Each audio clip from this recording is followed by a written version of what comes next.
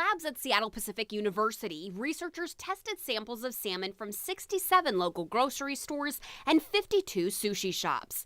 A third of the time, restaurant sushi was labeled as wild, but was farmed. And nearly 40% of those dishes were marked as one species, but were actually another. Every single time the sushi restaurant industry gave you a mislabeled sample, it led to the customer losing money. Washington State passed a law against advertising the wrong type of salmon after a 2013 study revealed mass mislabeling.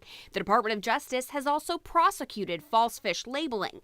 Professor Tracie Delgado says it impacts the economy and environment. Consumers want to know, are we losing money in this process? That hits my financial pocketbook, right? I'm paying for something I'm not getting. But also, how does this affect our ecosystem and conservation of salmon? Her students had a hands-on role in the research. Not only the learning and hands-on experience I got into the research, but the big impact that it is having right now in Seattle. They learned from the process, but were most struck by the results.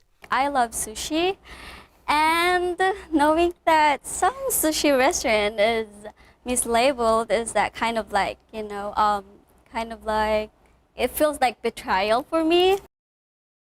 And while they found a lot of mislabeled samples at those sushi shops that said that they were wild, they didn't find a major issue at grocery stores, though they did see some instances of the wrong species being sold there, Joyce. And you mentioned the distinction between wild and farm-raised salmon. Why does that matter? Yeah, Joyce, well, the Cleveland Clinic says that wild salmon tend to have fewer calories and less fat content than farm salmon. Some people do prefer farm-raised, but ultimately the issue here is about pricing. The wild tends to cost more.